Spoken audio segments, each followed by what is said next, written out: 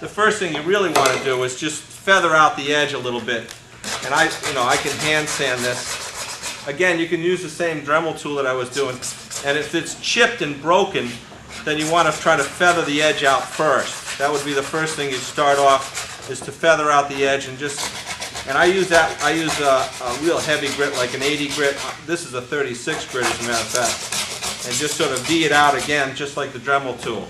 Okay, so you have a good adhesion when you put the putty in there. The putty will stick.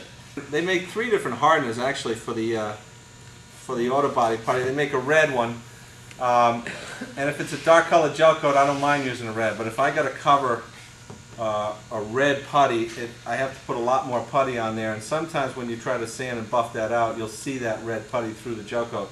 So they also make some white hardeners too that you can mix into this. The problem with the white hardener is when you mix it into the putty, you can't see how well it's mixed up.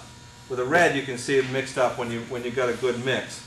With the white, it's difficult to see if you've got it really mixed up well. So if you're going to use a white hardener, make sure you mix it really well. Now, I'm using a putty knife, and I like putty knives because I can put it on thinner. The thinner I put it on, the less sanding I got to do. Now all we do is let that dry. That takes it takes about 5 minutes. In the summertime, it's kicking off pretty good. What I'm doing is just ripping it off. It's not sticking to the surface. It's sticking to the scratch, but not sticking to the outside surface because it's still very soft, and I'm just sort of ripping at it. But that's. And what you really want to do is you want to take all of the sandpaper. I'm sanding with 120 grit, and you really want to take all of the sand, everything off except for what's in the scratch. We have the area that has to be filled. Now we have a whole area of 120 grit scratches, and they all have to be filled. Right. Okay. So we have. I wish I had a pencil. We have an area. In other words, my patch isn't this big. My patch is now, according to the scratches, this big. Okay. So now that's what I actually have to put the gel coat on that area. After we put the gel coat on the surface, we're going to wet sand that down, and we're going to get it to a real fine finish, and then we're going to buff it. So we want the outer area where we're only going to put the gel coat still on that area, but we want this outer area to be the same as when we're wet sanding it down. I'm going to take a little bit of acetone.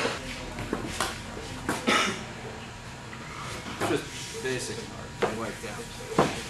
Nice and low half gel coats require more catalyst in them. So they say 2% minimum in it. I don't know if you know 2%, 3%, but basically this is a CC bottle. It's so very difficult when you're mixing gel coat. When you pour a little bit into a cup and say, okay, I can get 2%.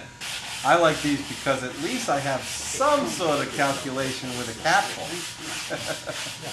Okay, I know for a fact that one of these capfuls is pretty close to 4 cc's, 3 or 4 cc's. So for me on a full quart, okay, I do my math, full quart, to get to 15 cc's, which is 77 degrees, then I got to put 4 capfuls. I want to try to get this on nice and heavy. And I do just the first coat right on the scratch. Each coat I kind of work my way out. I find the water helps it sand better. When I dry sand gel coat, when it's fresh, it clogs up, and you're not getting it. Because it keeps it floating. So the scratches are deeper. When you get clogged sandpaper and you sand it, it makes deeper scratches. All right. When I'm wet sanding it, it seems to melt the gel coat. Also keeps the dust on too. Yeah. Every so often you want to squeegee it off and see where you're at.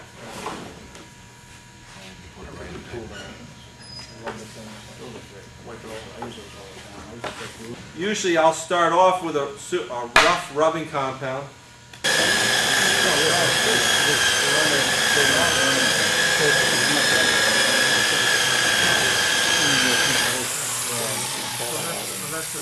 That's pretty good.